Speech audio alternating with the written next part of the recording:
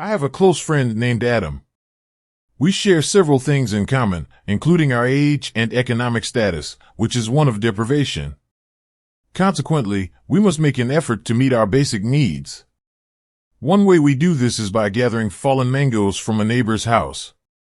Our neighbor has many mango fruit trees, and numerous ripe fruits fall to the ground. One morning, we sought permission from the homeowner to collect the fallen mangoes. Thankfully, they granted us permission. Following that, we decided on the best time to gather the mangoes.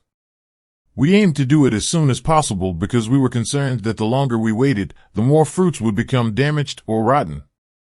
Thus, we promptly harvested the fruit, but not in the afternoon, evening, or night. Instead, we chose the early hours of the morning, specifically 3 a.m.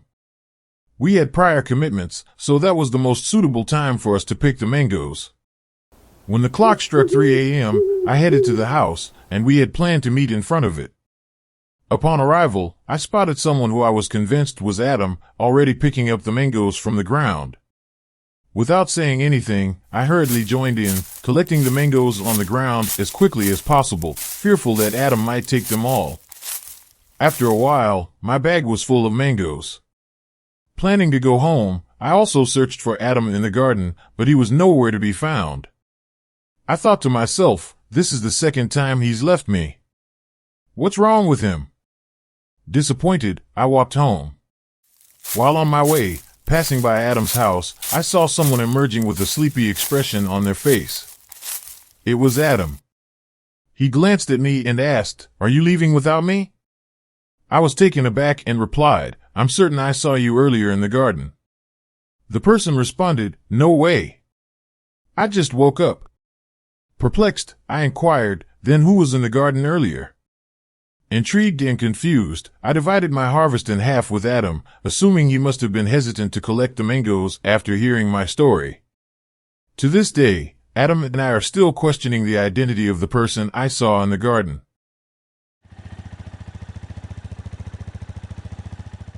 At that time, I was young and had recently gotten married. Shortly after the wedding, I moved into the same house as my husband. His house was located at the edge of a village known for its fruit production. As a result, there were many tall trees surrounding my house, both beside and behind it. One evening, as I was returning home from work in the city on my motorcycle, I took a quiet forest road that lacked proper lighting, relying solely on my motorcycle's headlights.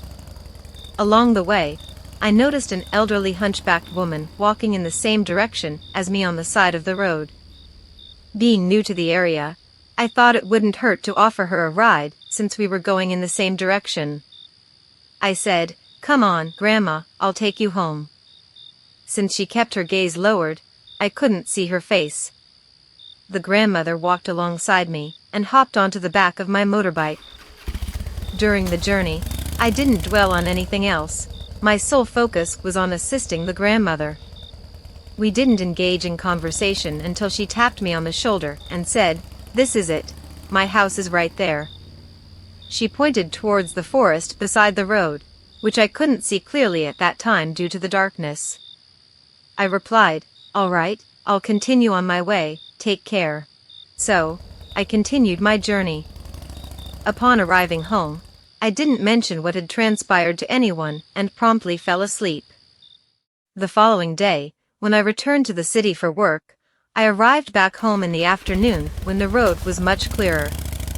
While traveling, I recollected the road where I had taken the grandmother and wondered about the location of her house.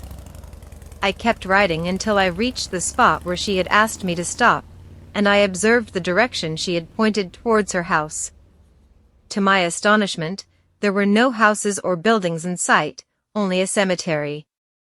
A shiver ran down my spine, and I hurried home to share the experience with everyone in my household. I was informed that everyone in the village was already aware of the grandmother's situation. She would walk to her house every night along that road, and the locals would simply ignore her since they knew where she was heading. Unbeknownst to me, I had unknowingly assisted the grandmother in reaching her destination more swiftly. The reason behind her nightly walks remained a mystery, but it was certain that the grandmother made her way to her house each night.